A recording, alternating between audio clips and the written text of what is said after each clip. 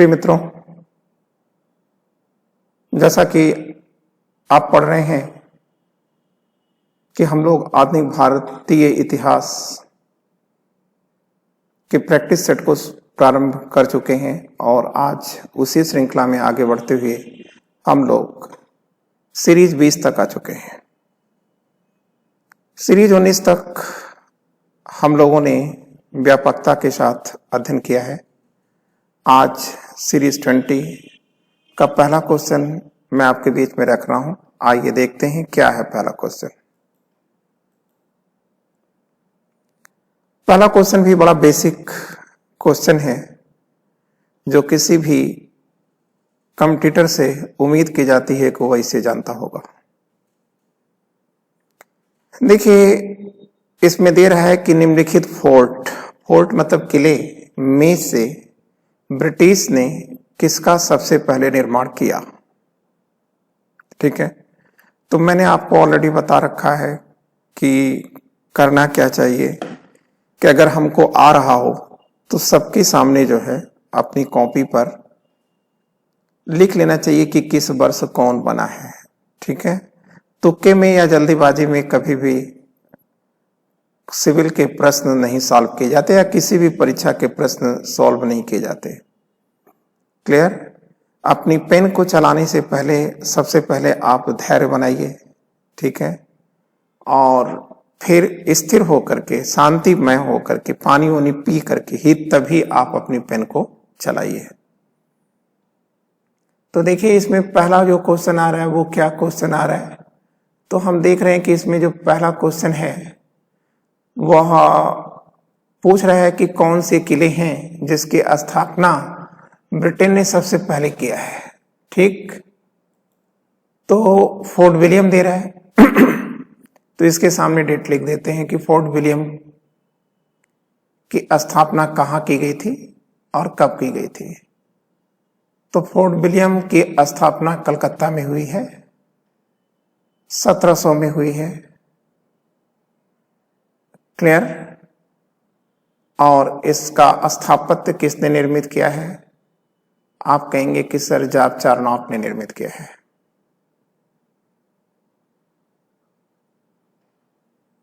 George चारनॉफ को ही कलकत्ता का स्थापत्यकार भी कहा जाता है। इसके बाद आता है फोर्ट सेंट जॉर्ज। इसकी बात हम करते हैं तो फोर्ट सेंट जॉर्ज की स्थापना 1640 में मद्रास में हुई है। किसने किया है? आप कहेंगे फ्रांसिस डे ने किया है। अब यही जो फ्रांसिस डे हैं मद्रास के भी स्थापत्यकार हैं और इस किले के भी स्थापत्यकार हैं, और यही किला है जहां रॉबर्ट क्लाइव का अपना आवास भी था। देखिए, इसके बाद आता है फोर्ट सेंट डेविड आता है। तो फोर्ट सेंट डेविड यह इसकी स्थापना किसने किया हुआ था? तो आप कहोगे कि सर जो फोर्ट सेंट डेविड है इसकी स्थापना अंग्रेजों ने किया नहीं था। ठीक है, यह देखिए 1666 में इसे रॉबर्ट क्लाइव ने खरीदा था।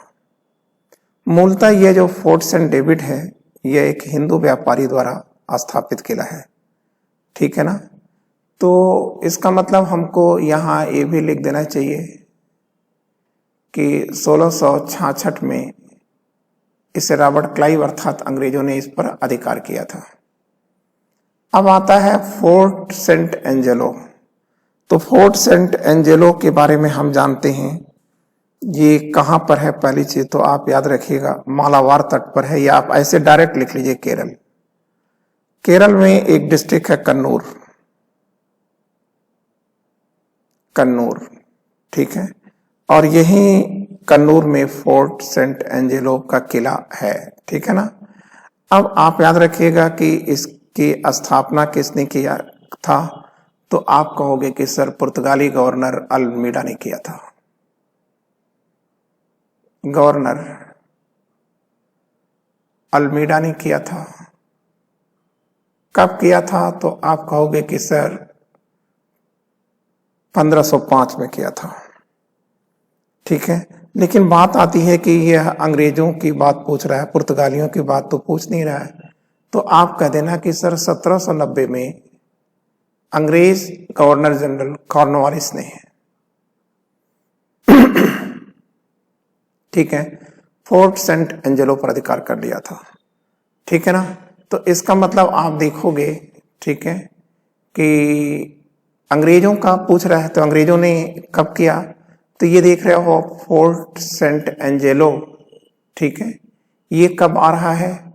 तो आप कह दोगे कि सर ये तो 1790 में है, सर ये तो बहुत बाद की बात हो गई। ठीक है, क्योंकि इसमें अंग्रेज नाम लिया है, ब्रिटिश नाम लिखा हुआ है। अगर यही चीज कहीं, ठीक है, ये पूछ देता कि इन किलों में सबसे प्राचीन किला कौन है, ठीक है ना, तब तो आपका फोर्ट सेंट एंजेलो हो जाता है। लेकिन यहां पर आप देख रहे हो ये टर्म लिखा हुआ ब्रिटिश, ठीक है, थोड़ा सा कंफ्यूजन यहां पर हो जाएगा आपको। लेकिन आप याद रखिएगा कि बहुत ही सतर्कता के साथ यह आप कार्य करेंगे। ठीक है, तो यहां पर फोर्ट विलियम आप देख रहे हैं 1700 में है और फोर्ट सेंट जॉर्ज ये 1640 में है। ठीक है, तो इससे पुरानी कोई डेट तो है नहीं। क्लियर। तो अब हमारा जो आंसर आएगा वो क्या आएगा, बी आंसर सही हो जाएगा। ठीक है ना, ये वाला जो आंसर है बी, ये हमारा सही आंसर आया। ठीक, अब हम लोग दूसरा क्वेश्चन देखते हैं क्या है। तो दूसरा क्वेश्चन में पूछ रहा है कि निम्नलिखित यूरोपियन में से कौन सा एक व्यापारी के रूप में सबसे अंत में आया। ठीक है, तो आपको क्या चाहिए कि आप तुरंत यहां पर लिखते जाएं, सबके सामने सबकी डेट लिखते जाएं, तो आपको ये चीजें क्लियर हो जाएंगी ना। तो देखिए डच मतलब हॉलैंड या नीदरलैंड।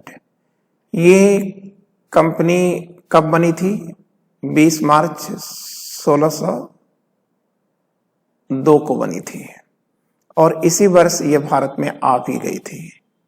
लेकिन जो इंग्लिश कंपनी है यह 31 दिसंबर 1600 को, ठीक है, the governor and merchant of the governor and company of merchants trading to the East Indies के नाम से यह बनी है।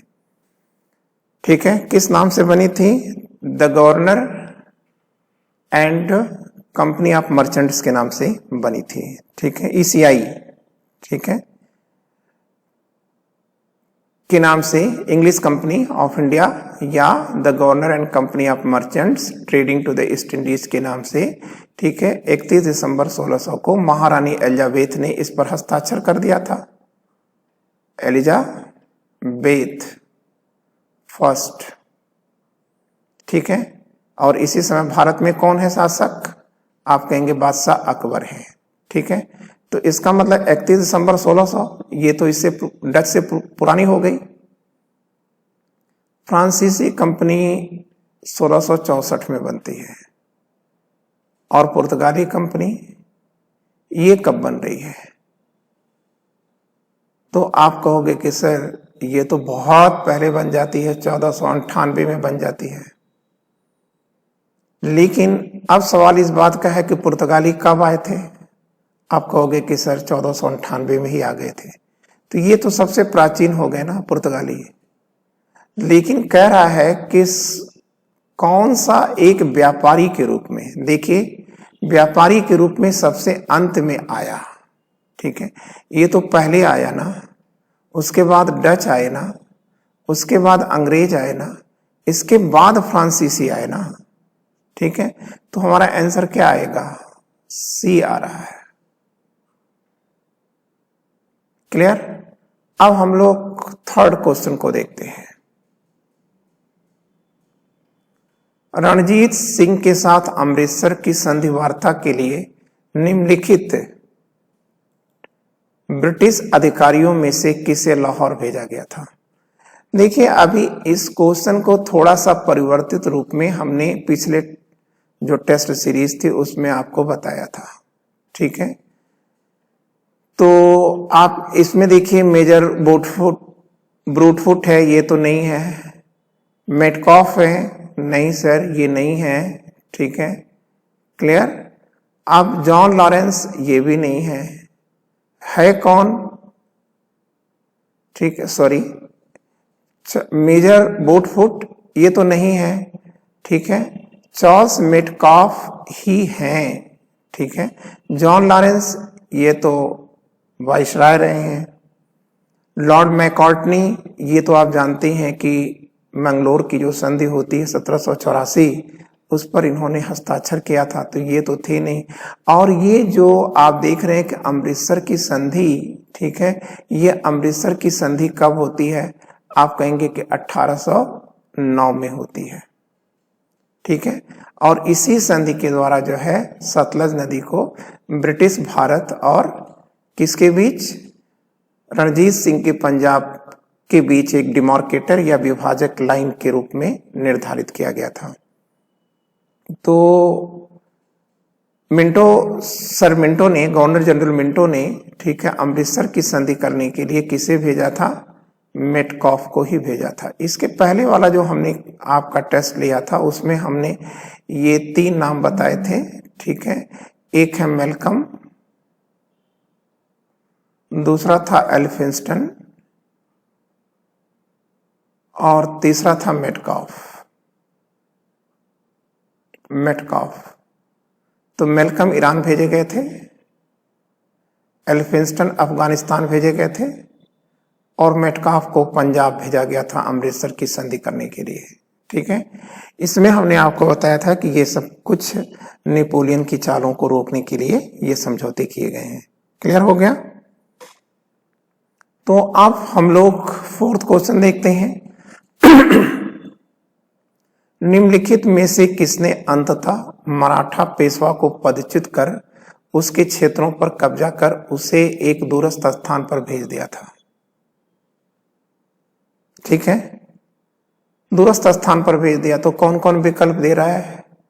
तो आप देख रहे हैं कि एक तो लॉर्ड वेलेस्ली दे रहा है, ठीक है, नहीं, मराठा पेशवा का पद कब समाप्त होता है? 1818 में होता है ना, ठीक है। तो ये तो हो नहीं सकते वेलेस्ली।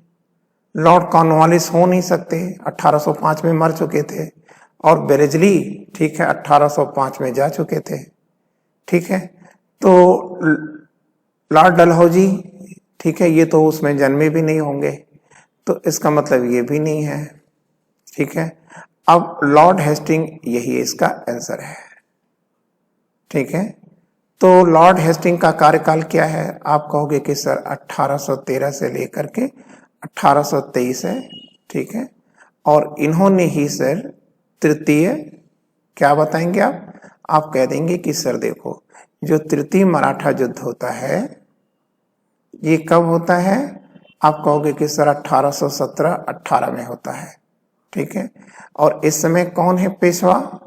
आप कहेंगे बाजीराव सेकंड है, ठीक है। अब बाजीराव सेकंड यहां युद्ध हारते हैं, ठीक है। हारने के बाद क्या होता है? मराठा राज्य का विलय कर लिया जाता है, और इसके साथ साथ एक कार्य और किया जाता है, बाजीराव सेकंड को पेंशन दे दी जाती है, और पेंशन देकर के इनको कानपुर के पास बिठूर में निर्वासित कर दिया जाता है, ठीक है।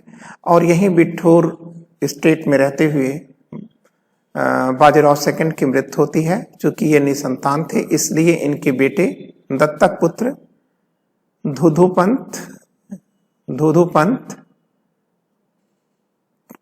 इनके वारिस बने थे।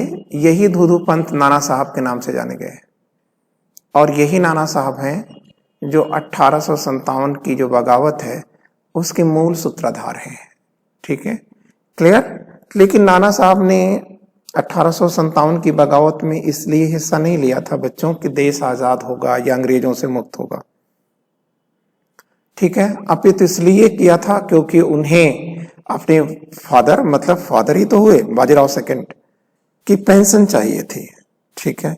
लेकिन डलहौजी ने उनको पेंशन देने से मना कर दिया था, और ये कहा था कि देखिए जो पेंशन दी जा रही है ना, ये पेंशन जो है पेशवा को नहीं दिया गया था, ठीक है, अपितु बाजीराव सेकंड को व्यक्तिगत रूप से दिया गया था।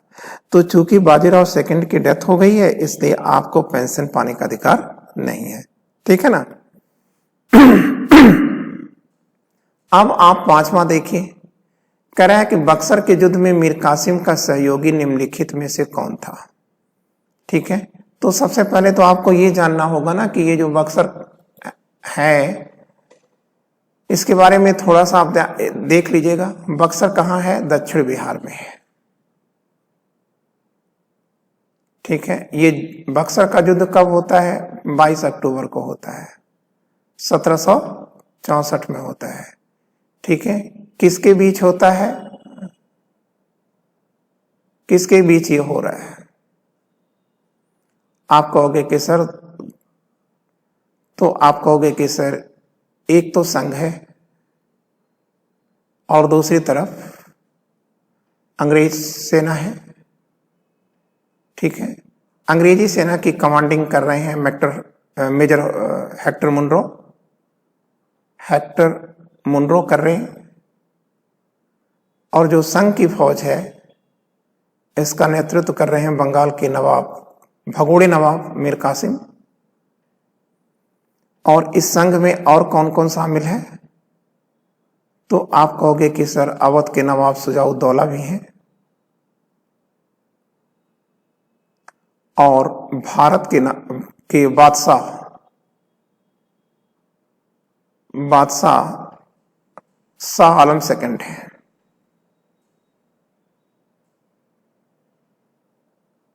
यहां पर लिखा होना चाहिए था शाह आलम सेकंड है।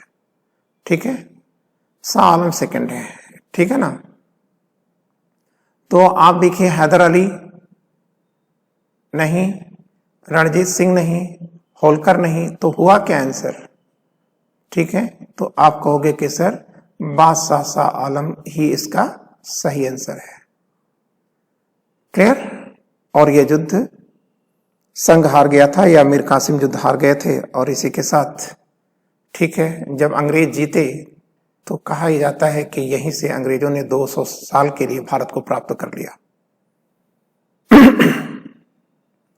अब हम लोग 5th क्वेश्चन के बाद 6th क्वेश्चन देखते हैं। कह रहे हैं कि 1613 ईस्वी में अंग्रेजी ईस्ट इंडिया कंपनी को कहां एक कारखाना स्थापित करने की अनुमति मिली थी। ठीक है, तो कारखाना का मतलब यहां आप याद रखिएगा, पहली चीज तो ये हिंदी में गलत है, कारखाना लिखा ही नहीं जाना चाहिए, लेकिन फिर भी हमको तो करना है, इसे आप फैक्ट्री कर लीजिए। और फैक्ट्री क्या है? तो आप कहेंगे सर यह उत्पादन यहां नहीं होता, अपितु यहां क्या होता था? स्टोरेज का काम किया जाता था, और स्टोर करके फिर माल को बाहर को भेजा जाता था। ठीक है, तो फैक्ट्री कहने का मतलब ये है। ठीक है, अब कह रहा है कि 1713 में कहां पर इनको कारखाना स्थापित करने की अनुमति मिली। तो सवाल इस बात का है कि कोई अनुमति देने वाला है क्या? आप कहेंगे यस सर, बादशाह है ना। तो बादशाह कौन थे? तो आप कहेंगे सर जहांगीर है, और बादशाह जहांगीर ने ही इनको ये अनुमति दिया था। ठीक है, तो कौन सा स्थान है? आप कहेंगे बेंगलोर तो है नहीं, मद्रास तो है नहीं, मछलीपट्टनम में यह 1611 में स्थापित कर चुके थे। ठीक है, तो 1611 में यहां स्थापित हो गई, और सूरत में क्या होगा? आप कहेंगे कि 1613 में है। ठीक है ना, क्लियर। अब मान लीजिए कि आपके माइंड में ये विचार परेशान कर रहा हो कि सर ये तो 1608 में ही जहांगीर ने इनको अनुमति दे दिया था, लेकिन आप ये भी याद रखिएगा, ठीक है अनुमति दे दिया था, लेकिन पुर्तगालियों के विरोध के कारण जहांगीर ने, ठीक है, जो कुछ भी दिया था सब वापस ले लिया था। ठीक है, तो इसका आंसर क्या हो रहा है? तो आप कहोगे कि सर इसका जो आंसर हो रहा है वह ये सूरत हो रहा है, डी विकल्प हो रहा है। सही। और अब हम लोग, ठीक है, 7वां क्वेश्चन देखते हैं। निम्नलिखित में से कौन सा युद्ध सबसे पहले लड़ा गया? ठीक है, क्लियर। तो प्रथम अंग्रेज बर्मा युद्ध की बात कर रहा है, तो इसके सामने हम लोग डेट लिख देते हैं 1824। कर दिया, ठीक है। और ये युद्ध कैसे समाप्त होता है? आप कहेंगे कि सर यांडाबू की संधि से समाप्त होता है। और यांडाबू की संधि कब होती है? आप कहोगे कि सर 1826 में होती है। प्रथम अंग्रेज अफगान युद्ध कब होता है? 1838 में होता है, ठीक। प्रथम अंग्रेज मराठा युद्ध कब होता है? आप कहोगे कि सर 1775 से लेकर के और कब तक है? आप कहोगे कि सर 1782 तक है, ठीक है। ये कैसे समाप्त होता है? तो आप कहेंगे सालबाई की संधि के द्वारा होता है, ठीक है ना। अगर मान लीजिए आपसे पूछा जाता है कि सालबाई की संधि क्या है, कि देन क्या है, आप कहोगे कि सर अंग्रेजों और मराठों के बीच 20 वर्षों की शांति यही उसकी देन है और कुछ नहीं है, ठीक है। तो आंग्ल मराठा युद्ध भी आपने देख लिया कब हो रहा है? 1775 से 1782 हो रहा है। अब प्रथम अंग्रेज सिख युद्ध कब हो रहा है? तो आप कहोगे कि सर 1845 में शुरू होता है और मार्च 1846 में, ठीक है, लाहौर की संधि के द्वारा यह समाप्त हो जाता है, 9 मार्च 1846, ठीक है ना। तो अब कह रहा है कि सबसे पहले कौन सा लड़ा गया? तो देखिए सबसे पहले ये हो रहा है 1775 से 1782, तो आप इस पर निशान लगा दें, ठीक है। सी। अब हम लोग 8वां क्वेश्चन देखते हैं। 8वां क्वेश्चन कह रहा है कि अंग्रेजों के सहयोग से मीर कासिम बंगाल के नवाब बने थे, ठीक है ना, परंतु बाद में मीर जाफर को किस कारण पुनः नियुक्त किया गया?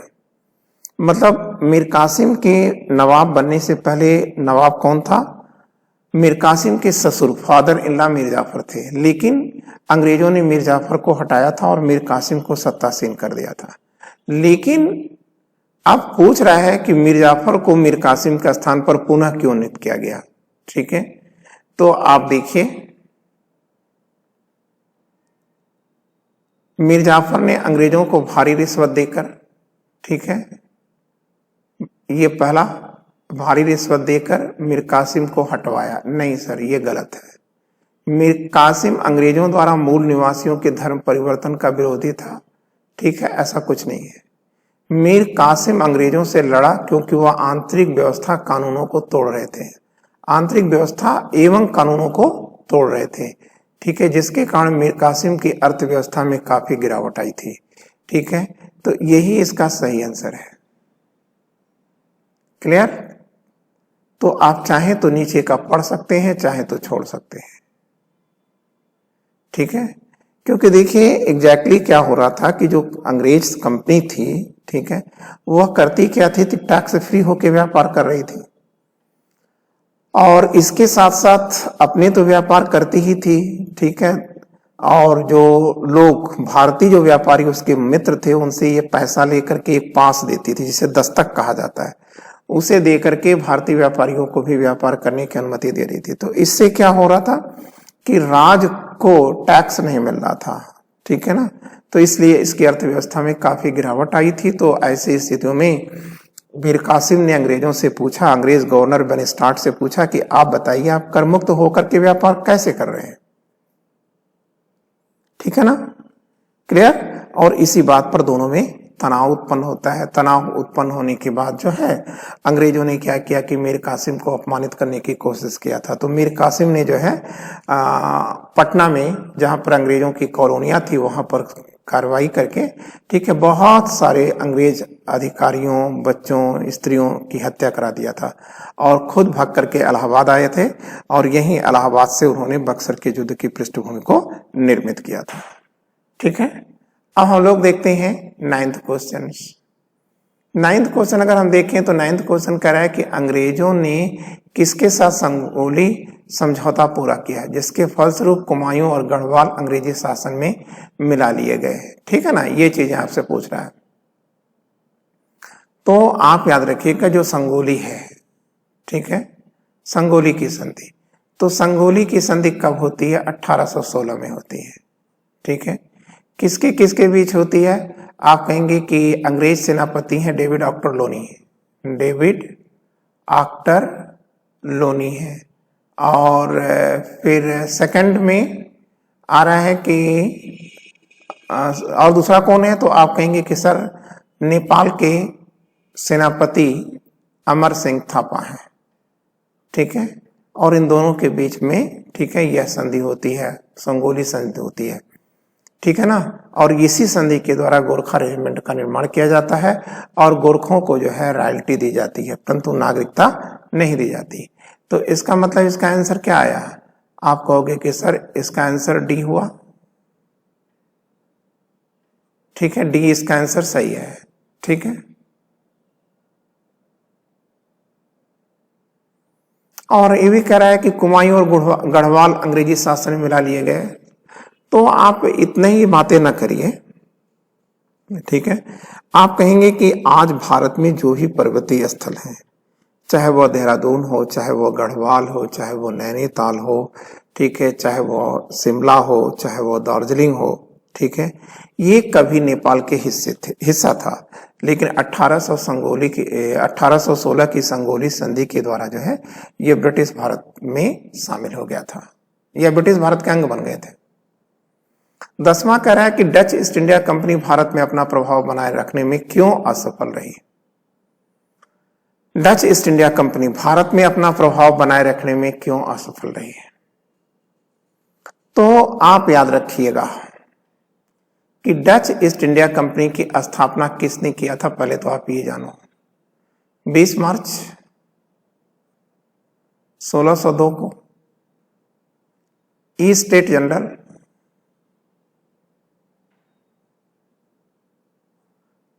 किसका नाम है? ये डच संसद का नाम है। तो डच संसद ने 1602 में, ठीक है, इसकी स्थापना किया था। इस प्रकार से ये एक सरकारी कंपनी थी, ठीक है ना।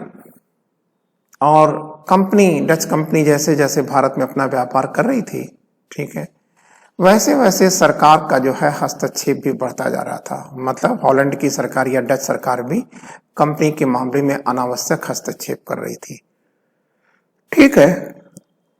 तो इसका आंसर आप क्या हो गया? आप कहोगे कि सर बी हो गया। लेकिन मान लीजिए कि यह विकल्प ना हो तो आप ये कह दीजिएगा डचों की भारत में रुचि भी नहीं थी, ठीक है। क्योंकि डच भारत क्यों आए थे? मसाला के व्यापार के लिए। लेकिन बहुत जल्द ही उनको इंडोनेशिया मिल गया, इंडोनेशिया मिल गया और जिसे मसाला का द्वीप कहा जाता था। तो डच लोग, ठीक है, अपनी सारी एनर्जी को, ठीक है, इंडोनेशिया में लगा बैठे। 11वां क्वेश्चन देखिए, निम्न में से किन स्थानों में फ्रांस ने व्यापारिक कोठियों की स्थापना नहीं किया है? तो आप देखो, आप, ठीक है, एक तो दे रहा है सूरत, सूरत दे रहा है। तो सूरत में तो स्थापना किया था ना, 68 में किया था, 1668 में। मुसोलीपट्टनम में 1 साल बाद 69 में किया था। मद्रास में उनकी कोई नहीं थी, कलकत्ता में उनकी कोई नहीं थी, बैंटम में उन्होंने स्थापना किया था।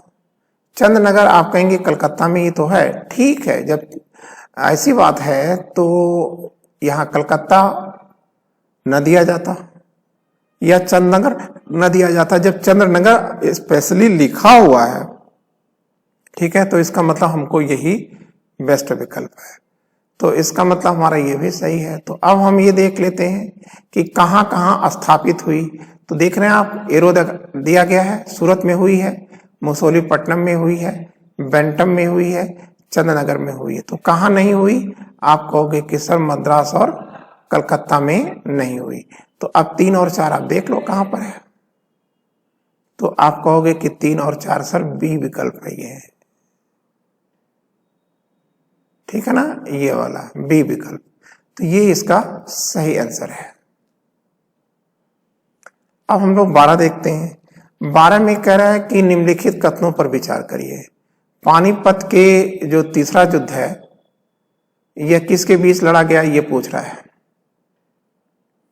तो देखिए, इसमें कह रहा है कि पानीपत के तृतीय युद्ध में अहमद शाह अब्दाली, ये तो सही है, अफगान नेता अहमद शाह अब्दाली, और किसके बीच हुआ था? मराठा नेता, मराठा के बीच हुआ था, ठीक है, सदाशिवराव भाऊ और विश्वासराव भाव दो सेनापतियों के बीच हुआ था। तो इसका मतलब इब्राहिम लोदी की बात तो उठती ही नहीं। ठीक है, इब्राहिम लोदी कब थे? तो वही 1526 में थे, पानीपत के पहले युद्ध में थे, लेकिन ये पानीपत के तृतीय युद्ध की बात कर रहा है। तो इसका मतलब ये तो गलत हो गया। ठीक, सॉरी। फिर दूसरा कह रहा है कि तृतीय आंग्ल मराठा युद्ध में टीपू सुल्तान की मृत्यु हुई थी। नहीं, फोर्थ में हुई थी, तो ये भी गलत हो गया। प्लासी के युद्ध में नवाब सिराजुद्दौला को पराजय के लिए मीर जाफर ने अंग्रेजों के साथ मिलकर षड्यंत्र किया था। बिल्कुल किया था, इसीलिए हमने तो आपको कल या परसों जो भी था एक टेस्ट पेपर हुआ था, तो उसमें मैंने कहा था कि के.एम. पनिक्कर सर ने कहा था कि प्लासी का युद्ध नहीं था, अपितु यह एक व्यापार था जिसमें नवाबियत का क्रय और विक्रय किया गया था। ठीक है, क्लियर? तो षड्यंत्र ही तो हुआ था यहाँ। तो इसका मतलब बी विकल्प यह सही है। ठीक है, अब हम लोग देखते हैं 13 क्वेश्चन। 13 में कह रहा है कि निम्न में से किस आक्रमण एवं उसके प्रभाव का जोड़ा गलत है। बात आप समझने की कोशिश करिए। ये 4 आक्रमण दिए गए हैं और उसका प्रभाव दिया गया, तो इसमें पूछ रहा है कि कौन गलत है। तो देखिए ये हूण लिखा है, ठीक है ना, हूण ऐसे लिखा जाता है, हूण। तो हूण का आक्रमण कब हुआ था? गुप्त साम्राज्य पर हुआ था, ये तो सही है ना। तैमूर का आक्रमण 1398 में कब हो रहा है? तो आप कहेंगे कि सर तुगलक वंश पर हो रहा है। अहमद शाह अब्दाली का आक्रमण, ठीक है, मराठा शक्ति के पतन के लिए हुआ, मतलब उसको उसी के विरुद्ध हुआ था। नादिर शाह का आक्रमण ये 1739 में होता है। और शेर शाह कब है? तो आप कहोगे इसे बहुत पहले है सर। ठीक है, 1540 से लेकर के 45 तक शेर शाह सूरी का कार्यकाल है और नादिर शाह का आक्रमण 1739 है। तो इसका मतलब हमारा आंसर क्या आ जाएगा? डी आ जाएगा, ये वाला आंसर। ठीक, नादिर शाह का आक्रमण 1739 में होता है और उस समय भारत में बादशाह थे कौन? मोहम्मद सारंगीला। 14, अब हम लोग 14 देख लेते हैं क्या है। तो इसमें देखिए समाचार पत्र दिए गए हैं और उसकी विशेषताएं दी गई हैं। कह रहा है कि इसमें जो सत्य है आप उसको मिला दीजिए। तो देखिए बंबई समाचार जो है ये क्या है? आप कहेंगे गुजराती का प्रथम समाचार पत्र है। ठीक है, दिग्दर्शन क्या है? आप कहेंगे कि सर राजा राम मोहन राय का है और यह बांग्ला भाषा का पहला मासिक पत्र है। ठीक है, फिर मद्रास मेल क्या है? आप कहेंगे प्रथम इवनिंग न्यूज़पेपर है या सांध्य अखबार है ये। और जाम ए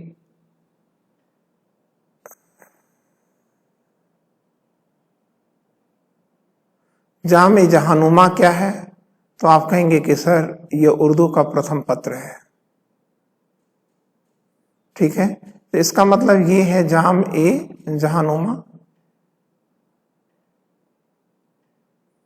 तो इसका हमें विकल्प क्या मिल जाएगा सही? ये मिलेगा, डी। ठीक है, अब हम लोग 15 देखते हैं। 15 में कह रहा है कि 1784 पिट्स इंडिया एक्ट ने ब्रिटिश कंपनी पर ब्रिटिश संसद की सर्वोच्चता स्थापित किया था। ठीक है ना, ऐसा नहीं है। कंपनी के क्षेत्र को नया नाम ब्रिटिश भारतीय अधिकृत कर क्षेत्र कर दिया गया। जी हाँ, ये तो सही है। देखिए फिर से हम देखते हैं, ईस्ट इंडिया कंपनी पर ब्रिटिश संसद की सर्वोच्चता स्थापित कर दी गई। ठीक है, देखिए 1773 का जो रेगुलेटिंग एक्ट आया था उसके द्वारा ब्रिटिश संसद ने भारतीय मामले में पहला हस्तक्षेप किया था।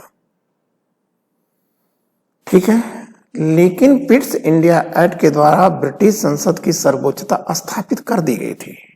प्रधानमंत्री पिट्स ने, ठीक है, स्थापित कर दिया था। तो इसका मतलब ये सही है, हमसे भूल से निकल गया, नहीं निकल गया था। ठीक है, तो ये सही है। अब तीसरा कह रहा है कि भारतीयों के लिए सिविल सेवा में प्रवेश की प्रक्रिया प्रारंभ हुई। ये तो बहुत बात की बात है, ये 1854 की बात है, तो ये भी गलत है। फोर्ट विलियम कलकत्ता में एक सुप्रीम कोर्ट की स्थापना की गई थी। ये की तो गई थी लेकिन रेगुलेटिंग एक्ट के अंतर्गत की गई थी, तो इसका मतलब यहाँ ये भी सही नहीं है। तो इसका मतलब हमारा सही क्या हुआ, 1-2 सही हुआ। तो ये 2 तलाशते हैं कहां पर है, तो सी है इसका आंसर, 1 और 2 इसका विकल्प सही है।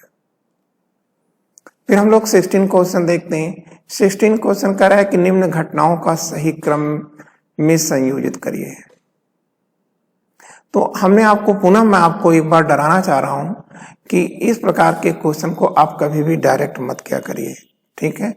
आप सबके सामने लिख लिया करिए। जैसे रैयत बाड़ी व्यवस्था है तो इसकी शुरुआत कब होती है, आप कहोगे कि सर 1820 से होती है।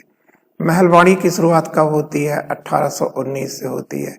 अस्थाई बंदोबस्त की शुरुआत कब होती है, तो 1793 में होती है। सहायक संधि की शुरुआत कब होती है, आप कहोगे कि 1798 में होती है, ठीक है।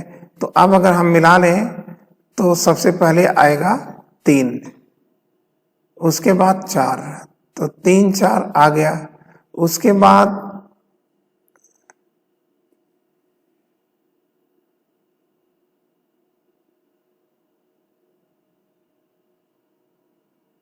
देखिए रैयत बाड़ी व्यवस्था की शुरुआत 1820 में, ठीक है। महलबाड़ी बंदोबस्त की शुरुआत 1819 में हाल्ट मैकेंजी कर रहे हैं। अस्थाई बंदोबस्त की शुरुआत 1793 हो रहा है। सहायक संधि की शुरुआत 1798 में हो रहा है। तो इसका मतलब 3 के बाद 4 आना चाहिए, तो ए इसका सही है, ठीक है।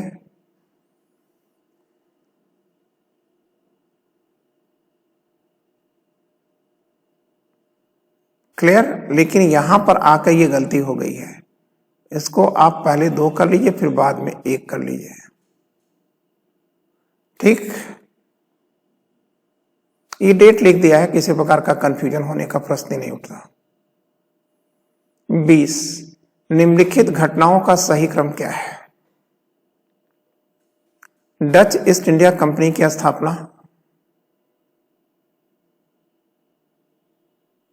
तो अभी हमने आपको बता दिया था। वैसे इसके पहले वाला जो क्वेश्चन है वहां हमने पूरी बात कर ली है, लेकिन फिर भी हम यहां लिख दे रहे हैं। 1602 में इंग्लिश ईस्ट इंडिया कंपनी की स्थापना, 1600 में फ्रांसीसी ईस्ट इंडिया कंपनी की स्थापना 1664 में, और स्वीडिश ईस्ट इंडिया कंपनी की स्थापना ये कब हो रही है, आप कहोगे कि सर 1731 में, ठीक है। तो अब आप मिला सकते हैं सही क्रम क्या है। तो सबसे पुरानी कौन हो रही है, 2 हो रहा है इंग्लिश ईस्ट इंडिया कंपनी 1600, उसके बाद डच आ रहा है, मतलब 2-1, 2-1, उसके बाद फ्रांसीसी आ रही है, उसके बाद स्वीडिश आ रही है। तो 2-1 विकल्प में है दिया हुआ है, तो अब इसका विकल्प क्या आ रहा है, डी आ गया, ठीक है ना। अब हम लोग 18 क्वेश्चन देखते हैं। कह रहा है कि निम्न घटनाओं का सही क्रम क्या है। भारत में डच कब आ रहे हैं, ये आप देखो, भारत में डच कब आ रहे हैं, लिख देते हैं 1602 में। अंग्रेजों द्वारा बंगाल पर प्रभुत्व की स्थापना हो रही है प्लासी के युद्ध के द्वारा, 1757 का प्लासी का युद्ध। बंडीवास का युद्ध कब होता है, 1760 में होता है, ठीक है ना। और बक्सर का युद्ध कब होता है, 1764 में होता है। तो अब तो आप मिला लेंगे ना, बड़े आसानी से मिल जाएगा। इसका मतलब ये है कि सबसे पहले क्या आ रहा है, सबसे पहले डचों का आगमन आया है, तो 1 आ गया। अब 1602 के बाद 57 आ रहा है, उसके बाद 57 के बाद 60, फिर 64। तो अब ये सही तो है, सारे विकल्प सही हैं। तो इसका मतलब हमारा पहला विकल्प आया 1, 2, 3, 4। अब हम लोग 19 क्वेश्चन देखते हैं। 19 क्वेश्चन क्या कर रहा है कि तीसरे कर्नाटक युद्ध के विषय में निम्न में से कौन सा कथन सही है। ठीक है, तो कौन सा सही पूछ रहा है, सत्य पूछ रहा है। तो देखो पहला आपने देखा क्या लिखा है, लिखा हुआ पहले में कि जो तृतीय कर्नाटक युद्ध है अंग्रेजों द्वारा पांडिचेरी के अधिग्रहण से प्रारंभ हुआ था। नहीं नहीं नहीं नहीं, ये गलत है। सही क्या होता, आप कहेंगे कि चंद्रनगर पर अधिग्रहण ही तत्कालिक कारण था।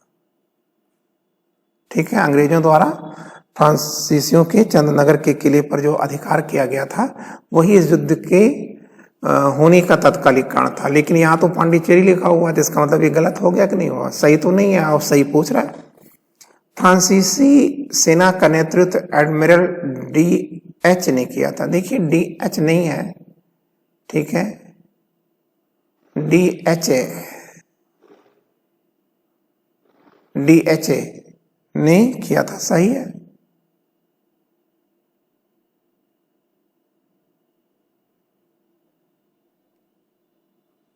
युद्ध में अंग्रेजों ने तंजौर पर आक्रमण किया था। हाँ जी किया था, ये भी सही है। इसका मतलब 2 और 3 ये तो सही हो गया। अब चौथा देख लेते हैं क्या है। युद्ध की समाप्ति के पश्चात फ्रांस ने हैदराबाद, नहीं नहीं नहीं नहीं, नहीं।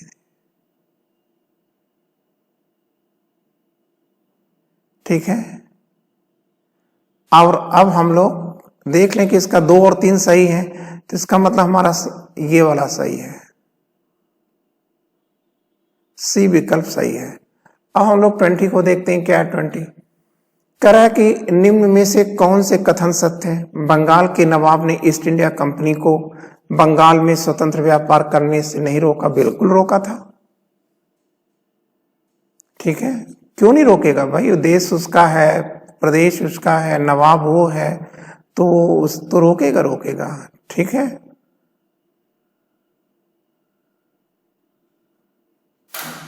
फिर कह रहा है कि सिराजुद्दौला ने कंपनी के अधिकारियों द्वारा विशेष अधिकारों का दुरुपयोग किए जाने पर आपत्ति जताई थी, बिल्कुल जताया था। कंपनी के व्यापार में वृद्धि से बंगाल का नवाब धनवान हो रहा था। ठीक है, ठीक है, कंपनी के व्यापार में जब वृद्धि होगी तो बंगाल का नवाब कहां से धनवान हो जाएगा, इसका मतलब ये भी तो गलत है। 1764 के बक्सर युद्ध में पूर्वी भारत में कंपनी की विजयों, ठीक है, देखिए ये थोड़ा सा ये कटा हुआ है और ये चीज सही नहीं है। ठीक है, हम लोग थोड़ा इसे हटा देते हैं।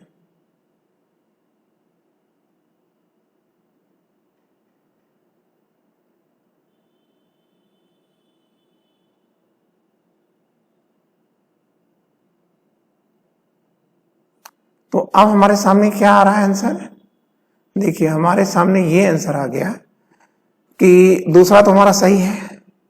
तीसरा देखिए ये तो बिल्कुल गलत है भाई, व्यापार कंपनी का बढ़ेगा तो नवाब कहां से धनवान हो जाएगा।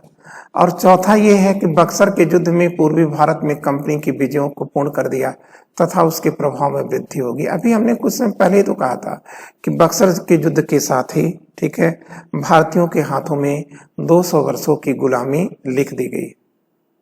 इसका मतलब चौथा भी सही है। तो 2 और 4 आप विकल्प को तलाशने कहां दिया गया है, जाहिर सी बात है कि ये बी विकल्प है, 2 और 4। ठीक है, तो बच्चों ये हमने क्वेश्चन कर दिया है। ठीक है, आज इतना ही, आप हमें अनुमति दें। ठीक है, नमस्ते। ठीक है, आपके स्वर्णिम कल की कामना।